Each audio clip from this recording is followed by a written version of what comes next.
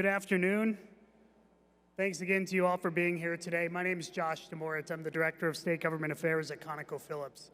I serve on the Board of Directors for the North Dakota Petroleum Council, as well as the Executive Committee. At this time, I want to thank all of our Williston Basin Petroleum Conference sponsors. This event is simply not possible without your support, so can we give them all a round of applause? We have a fantastic lineup for our afternoon session. It focuses on capitalizing sustainability in today's over-regulated world. It's my job to get this session rolling, and it's my pleasure to introduce the session chairs. Danette Welsh is the Director of State Government Affairs, Government Relations, for ONEOK, and Kelvin Hullet is the Senior Vice President and Chief Business Development Officer at the Bank of North Dakota. Please welcome Danette and Kelvin.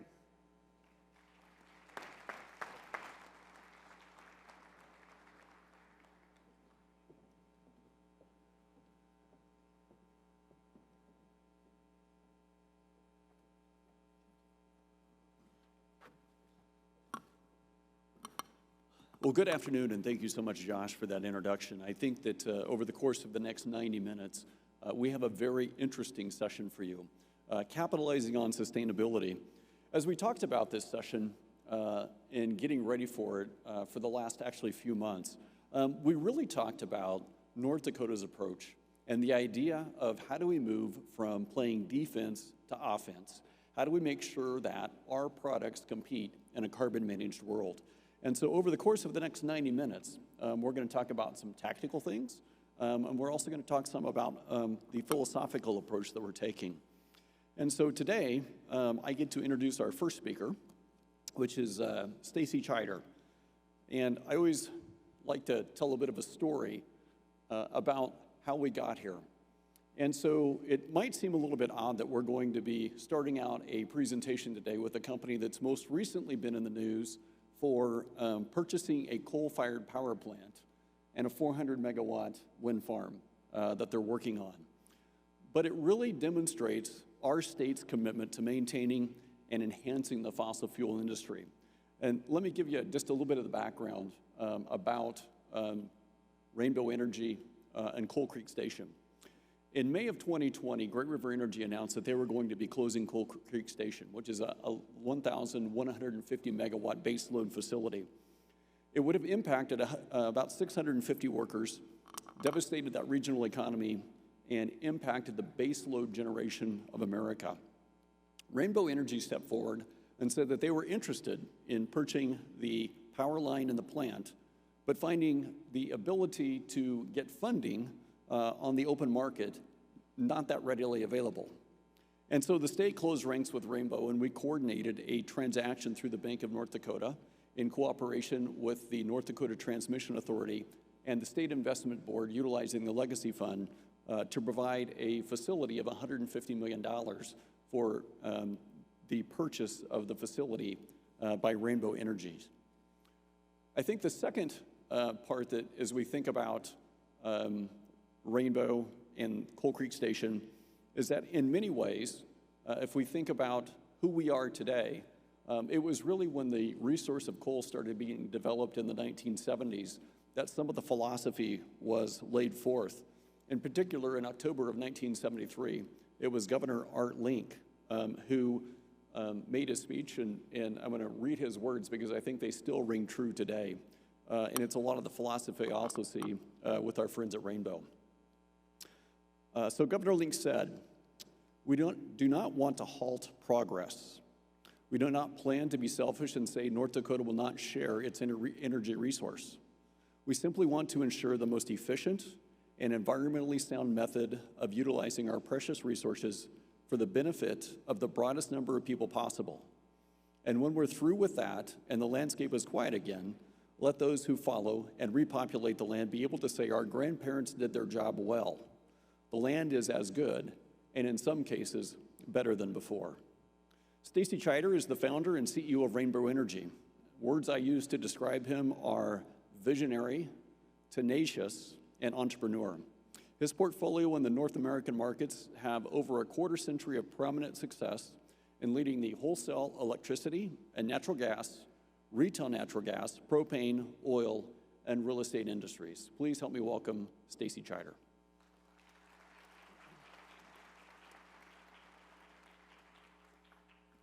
Thank you. Yep. Well, good afternoon, everybody. It's sure a pleasure to be here today to be able to kind of share some of the highlights that we're doing up at Coal Creek Station. We started this vision about 4 years ago. We're 2 years from having ownership, and one of the questions I have, people ask me all the time is like, who is Rainbow Energy? You know, Rainbow Energy is led by the founder, Lauren Copsing, our chairman, and we basically purchased Coal Creek Station in 2022, so we're 2 years into this. Another question I always get is like, who runs towards fossil fuels? We do. We know how important fossil fuels are for our country. We're going to continue to innovate. We're going to continue to move forward. We're going to continue to create opportunity at Coal Creek Station. And so when we look at the assets, what are we talking about? We're talking about a coal plant. It's the biggest in North Dakota. It's the most efficient in North Dakota. It has the best emission controls in North Dakota. Along with that is there's an extension line. It's called Nexus. It's a transmission. It's a high voltage HVDC line that goes from Coal Creek Station and goes ultimately down to Minnesota. It's Buffalo, Minnesota. It's the Dickinson substation. Those are, in my view, are one of the two biggest, best assets in the state of North Dakota, and it's our responsibility to go ahead and make sure that we monetize those as we go forward. We're much different than an IOU or basically a cooperative. We're an independent power producer of which we don't have the luxury to pass on our costs to the consumers. We eat what we kill. Each day we got to innovate. Each day we got to move forward. And so being an independent power producer in the state of North Dakota, we just don't have a lot of other friends doing that, especially in the MISO. MISO is basically the power pool that we participate in, of which we deliver our energy. And there's very few, I only know one other, that has a coal plant that's an independent power producer. And so as we run towards Coal Creek, was our goal to just purchase Coal Creek and just limp it along, just put a Band-Aid on it, and hopefully administration moves away?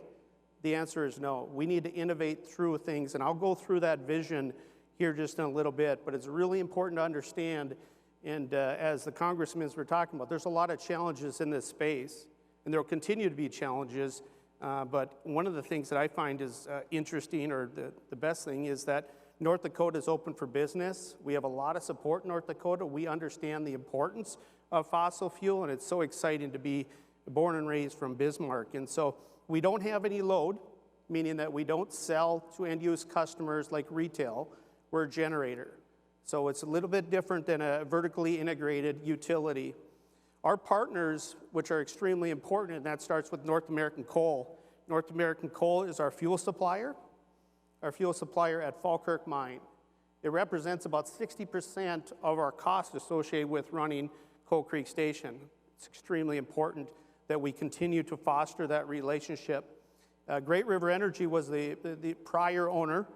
That first unit that we started up in 1979, the second unit in 1980, and they, being from Minnesota, had to look to diversify out of fossil fuels. And so they continue to buy our power from Coal Creek Station, which we appreciate. And I see in the future, as we move towards load growth, that will continue to exist in the long-term future. Harveststone is, for those that don't know Harveststone, Blue Flint is an ethanol facility right next door to Coal Creek, and we provide some excess steam for their process. There's many others throughout the state that have helped us get to us where we are today. One of the main focuses is those communities working together. How do we continue to innovate? I can tell you we have an opportunity to do business across the whole United States, and there's no better place than North Dakota. So what was the vision 4 years ago? Is it the same vision we have today? The answer is yes. Coal Creek Station, we need to make sure that we're optimizing on Coal Creek and being as efficient as we can be. The Nexus line is the transmission line. As I mentioned, it's 436 miles down to Buffalo. And this renewable generation, this 400 megawatt wind project that Kelvin talks about, people say, how can a coal plant work with a wind developer? What does that mean? And for us, it's really important, since we own that extension line, we own that transmission line, that we monetize that transmission line. As it sits today, we have available capacity on that line. So it's really making sure that we monetize every asset that we have. And then the last, which is a big lift. This is pretty exciting, and this is challenging. I think that the oil and gas business, through your innovation, are going to play a role in the future in carbon management. So what do we do to keep this plant alive? We run this plant at the top. We have about a 96% capacity factor on that plant. Yeah, as I mentioned earlier, it's extremely efficient, but we don't get to dictate when the loads are there. So there's some other creative things that we're doing to make sure that we keep that plant at the top. And why does it matter? If you have predictability, you have certainty to a plant, you can get wickedly efficient. On your coal size, you can right-size the mine, you can right-size the plant, you can do a lot of great things, and I'll talk about the fly ash business that we're in, I'll talk about the steam. Anytime you can bring certainty to a business as a business owner, you know you can get really, really efficient. And so the generation mindset of sustainability, you know, looking at the great things that are happening at Coal Creek right now, one of the things that I'll talk about is that most people, we have the patent associated with dry fining, where we take that coal and we dry it, we extract the moisture out, so we increase the BTU, meaning that we reduce the amount of coal, which reduces the amount of CO2 that we produce. That's really not talked about in the public. That's something that GRE did. We got the patent on it. It's like taking coal and putting it through a dryer and then going ahead and burning it. One of the things that you may see in the news is the fly ash business. Fly ash business is a very lucrative business for us, where they use it for displacement in concrete. We're in the process of not just fly ash, but also a technology of taking the bottom ash and grinding it and blending it. And then also on top of that is our FGD material. What we would be doing in the future on the FGD, which is now disposed of in a landfill, we'd be making that into a beneficial use product at gypsum. And so our goal is to continue to innovate, to be a zero discharge plant, to work with the understanding that, you know, the environmental side of it is challenging. We do not go ahead and move forward just on the regulatory. We make sure there is a benefit, that there's a business case for doing what we do. And so 95% of our fly ash is recycled. It's pretty impressive. Most people don't realize that, and it all goes to Minnesota. And so it's pretty, not all of it, but a majority of it. So we want to eliminate the waste, and we're doing that, and we got projects slotted. The Nexus line I was mentioning earlier, there's some opportunities here, and this is a private transmission line. There's no other private transmission lines in North Dakota, specifically this high voltage. It has injection rates of 1,172 megawatts down in Buffalo. And as I mentioned earlier, it's 436 miles.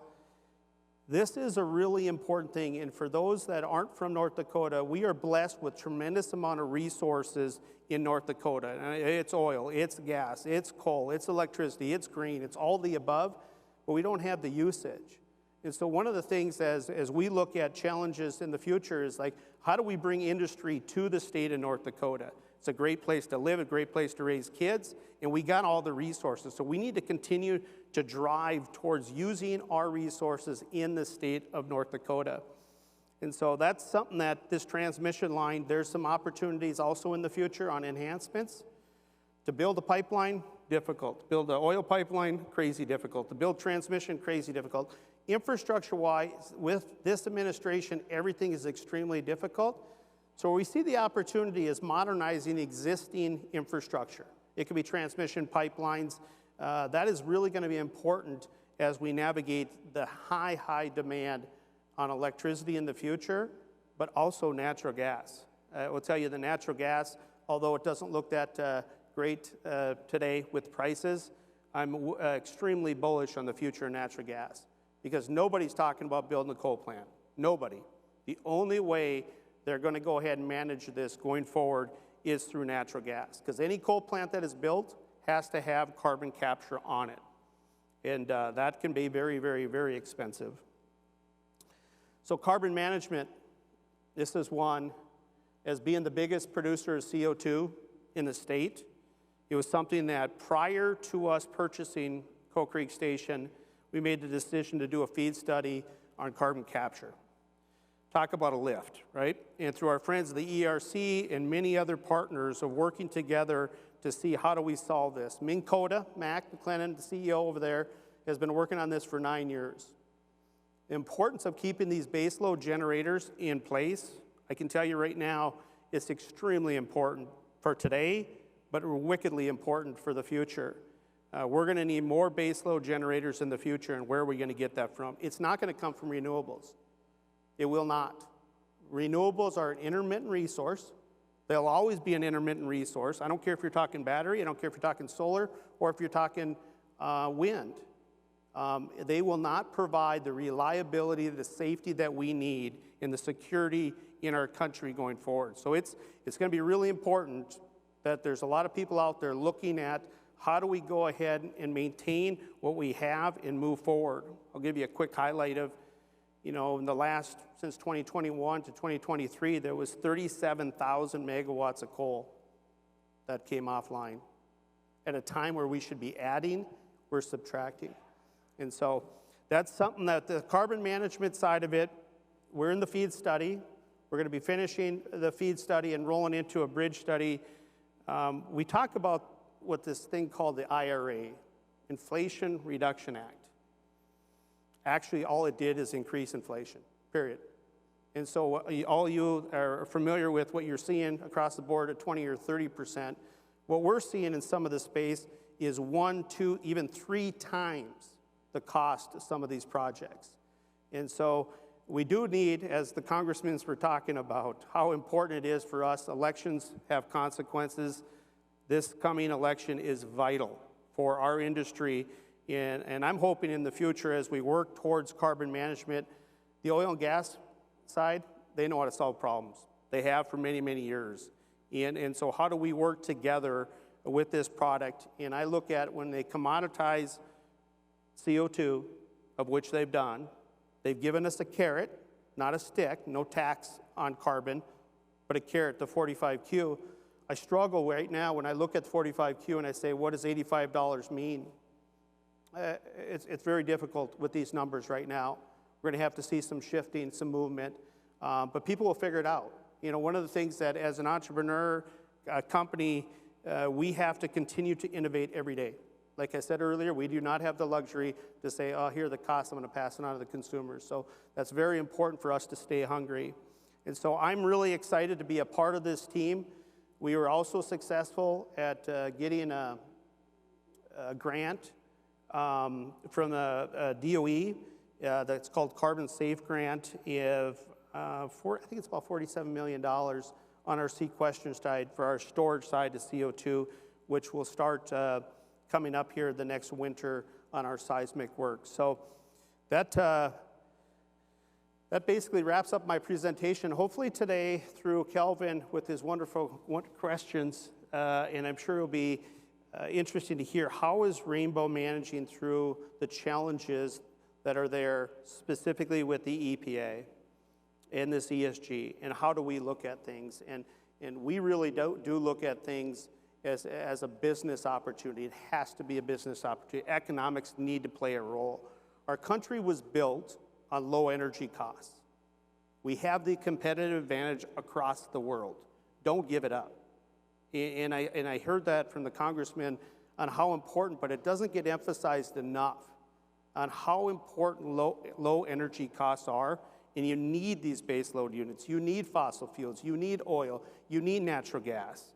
And so when we look at things in the eyes of we have to run towards fossil fuels. They're so vital for humanity in the future. And I'm excited to be a part of this panel. And one thing is Ron Ness said I had to wear his tie and his socks or I don't get invited again on there. So I did wear that for Ron. So I don't know if he's out there. So with that, I'll pass it on to